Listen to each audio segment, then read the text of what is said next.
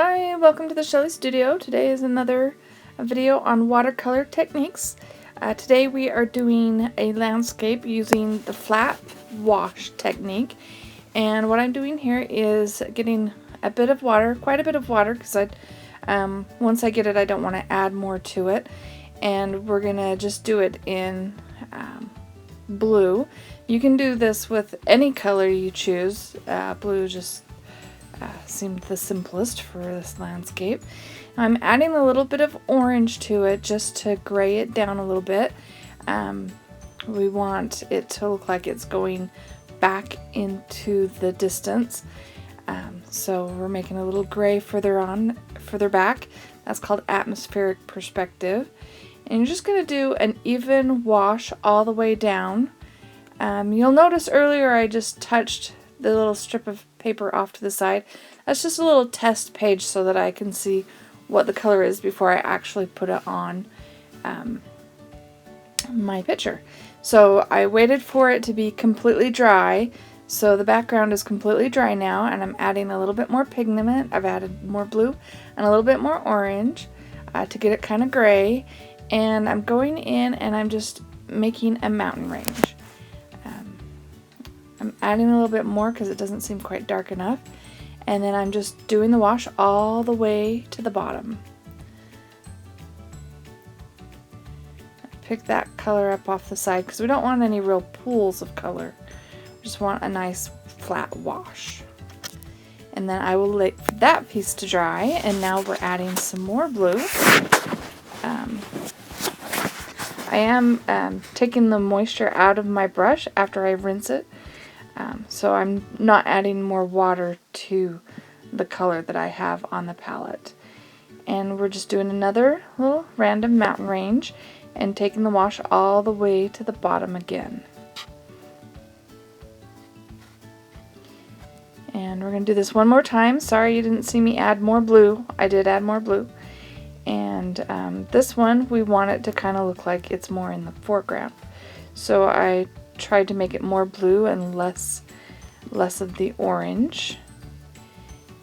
And then we have our background.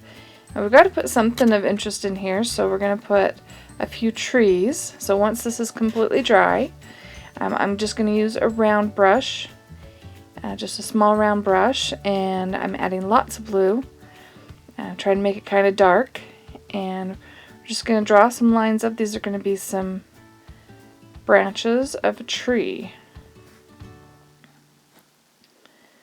And I'm going to do it on both sides.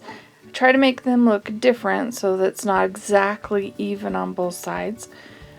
We don't want everything to be balanced. You like a little bit of variety. I watched a lady paint some pine trees, so I thought I'd try her technique. Yeah, it wasn't really working for me. So we're just putting in some lines just to make it kind of, a little stylized pine tree there. And I'll put more on the other side as well. We'll make this pine tree taller and bigger.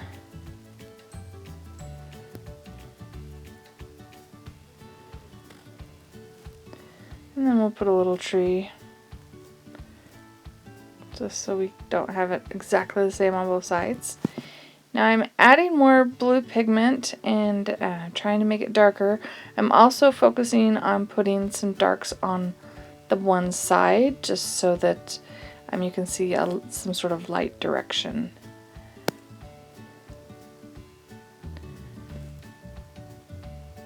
Darkening up the branches of those trees so that you can see them a little bit better.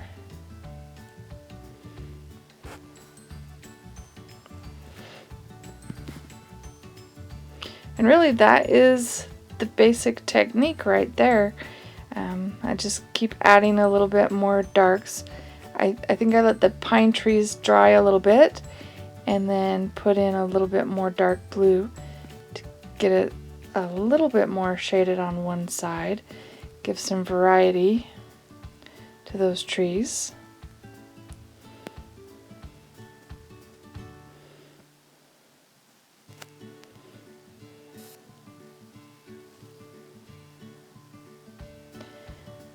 And now we will peel off. This is blue painter's tape.